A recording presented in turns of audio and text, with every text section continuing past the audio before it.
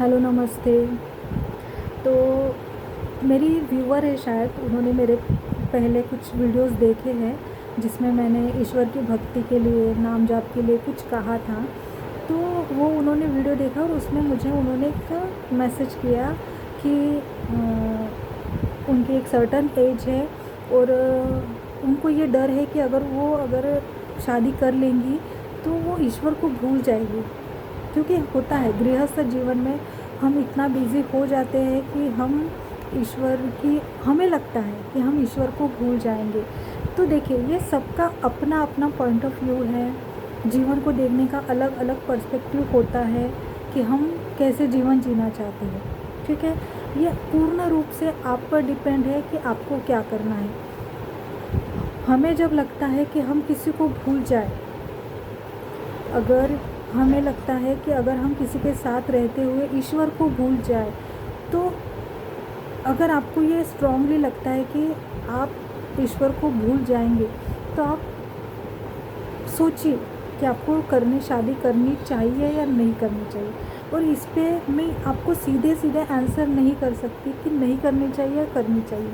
अगर आपकी आत्मा, आपका मन आपसे कहता है कि मैं सिर्फ ईश्वर की भक्ति करूं, तो मैं स्ट्रांगली कहती हूँ कि आप कर सकते हो। आप खुद को ईश्वर को समर्पित कर दो और आप ईश्वर के सानिध्य में हो जाओ।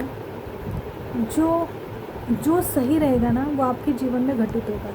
वो ईश्वर आपके सामने वो चीज़ें लाते रहेंगे जो आपके लिए ज़रूरी है, जो आपके लिए सही है।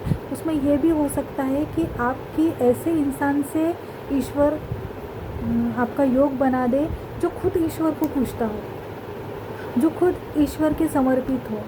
तो वो अगर आपके जीवन में आएंगे तो ऑटोमेटिक आप दोनों मिलकर ईश्वर की भक्ति कर सकते हो।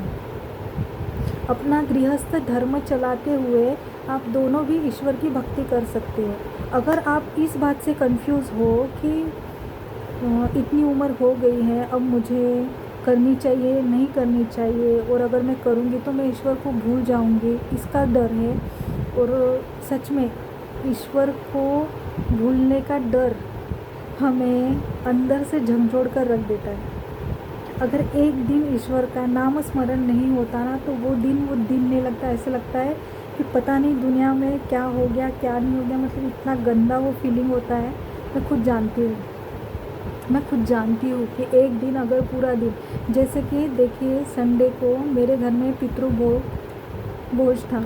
ठीक है, उनके खाना बना, ऐसा नहीं है कि मैंने उनका नाम स्मरण नहीं किया। हर खाते पीते बैठते खाना बनाते वक्त मैंने ईश्वर का नाम लिया। फिर भी मुझे ऐसे लग रहा था कि मुझे जैसे उन्हें याद करना था, मैं उन्हें याद नहीं कर पाई। और इस वजह से मेरा मन इतना विचलित था कि मैं सच में नहीं बता पाती। तो देखो, हमें ईश्वर से कितना प्रेम हो जाता है। जब हमें ईश्वर से प्रेम हो जाता है तो हमें सारी दुनिया की जो बातें हैं ना, उससे किसी से फ़र्क नहीं पड़ता। मतलब हम इतना उनमें खो जाते हैं कि हम बता नहीं पाते कि हमारे अंदर क्या चेंज हो रहा है। वो हमें नहीं दिखता। वो लोग हमसे कहते हैं कि क्या है, आज तुम्हारा कुछ अलग ही लग रहा है, तुम कुछ अलग से लग रहे हो, या तुम्हारे चेहरे पे एक अलग सा रौनक है, तुम कहाँ खोए हुए हो, तुम्हारा ध्यान कहाँ है। ये सब हमें दूसरे लोग कहते हैं, क्योंकि हमारा मन, चित्त, शरीर, आत्मा सब ईश्वर में लगी हुई होती है। तो इसका आंसर आपको खुद ईश्वर देंगे।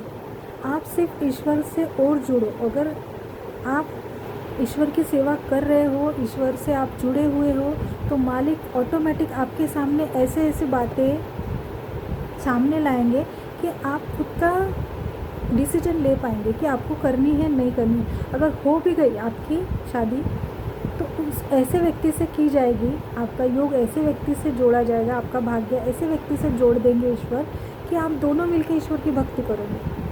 तो ये सब मालिक की इच्छा है। ये सब मालिक, देखिए भविष्य के गर्भ में क्या है हमें कुछ नहीं पता। हम सिर्फ एक होप रखकर, हम सिर्फ ईश्वर पर विश्वास रख के हम उसके आगे बढ़ सकते हैं। तो आप भक्ति में जुड़े रहिए, आप ईश्वर की सेवा कीजिए, आप उनके सानिध्य में रहिए, नित्य निरंतर जाप कीजिए। आपको ईश्वर सही मार्ग दिखाएंगे और आपका कल्याण करेंगे। ठीक है, धन्यवाद।